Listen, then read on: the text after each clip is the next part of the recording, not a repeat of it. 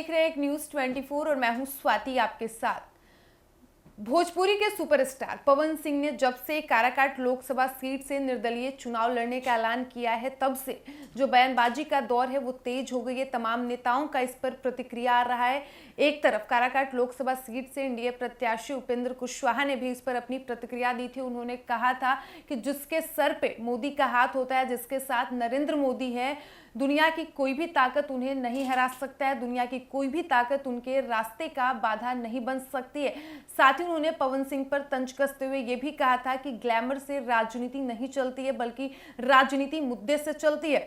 वहीं आपको बता दें कि बीजेपी के सांसद मनोज तिवारी ने भी पवन सिंह के काराकाट लोकसभा सीट से चुनाव लड़ने पर कहा था कि वो पवन सिंह से मिलेंगे, उनको मनाएंगे, उनसे बातचीत करेंगे क्योंकि पवन सिंह राष्ट्रवादी व्यक्ति हैं और राष्ट्र के विकास में उनका योगदान अहम रहेगा।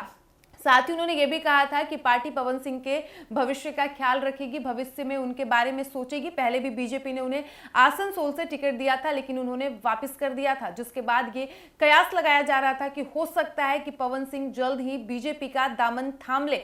हालांकि इन तमाम मुद्दों पर खुद पवन सिंह ने अपनी चुप्पी तोड़ी है। उन्होंने अपना प्रतिक्रिया दिया है और उन्होंने क्या कुछ कहा है, चलिए खबर में विस्तार से जानते हैं। भोजपुरी फिल्मों के पावर स्टार पवन सिंह ने उपेंद्र कुशवाहा और मनोज तिवारी को लेकर बड़ा बयान दिया है। पत्रकारों से बातचीत करते हुए पावर स्टार ने कहा कि कब तक प्रधानमंत्री नरेंद्र मोदी के नाम पर चुनाव जीतेंगे।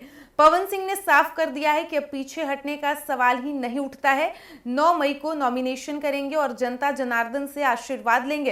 इस दौरान पवन सिंह ने कहा कि मां ने जो आदेश दिया है उसे हर हाल में पूरा करेंगे और चुनावी मैदान से अब बैक नहीं होंगे। बता दें कि रोहतास के डेहरी में पत्रकारों से बातचीत में पवन सिंह ने कहा कि पवन तब पवन है, कौन रोक सकता है। पवन सिंह ने कहा कि मां का आशीर्वाद लेकर वे चुनाव लड़ने निकले हैं, इसलिए पीछे हटने का अब सवाल ही नहीं उठता।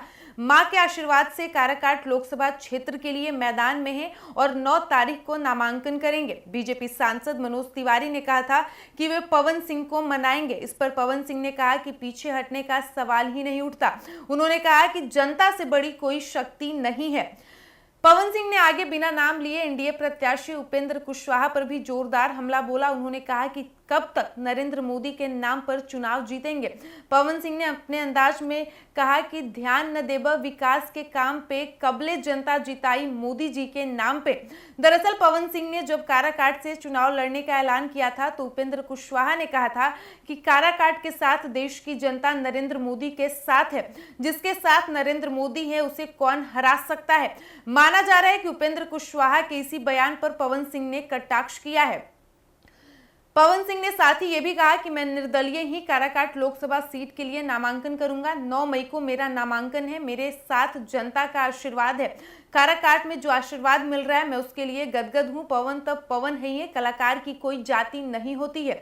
उन्होंने कहा कि काराकाट लोकसभा क्षेत्र में फिल्म इंडस्ट्रीज के माध्यम से रोजगार मिलेगा, शिक्षा और विकास उनके प्राथमिकता में शामिल है। तो जैसा कि आपने सुना, पवन सिंह को लेकर जो कई तरह के सवाल उठ रहे थे, कई तरह के कयास लगाए जा रहे थे, अब आखिरकार पवन सिंह ने खुद अपनी चुप्पी तोड़ी। उन्होंने मनोज तिवारी के बयान पर कहा जिसमें मनोज तिवारी ने कहा था कि वो पवन सिंह को मनाएंगे और उनसे बातचीत करेंगे, वो उनके छोटे भाई समान है। जिस पर पवन सिंह ने कहा कि अब पीछे हटने का कोई सवाल ही नहीं उठता है। माँ का जो आदेश है उसका पालन किया जाएगा।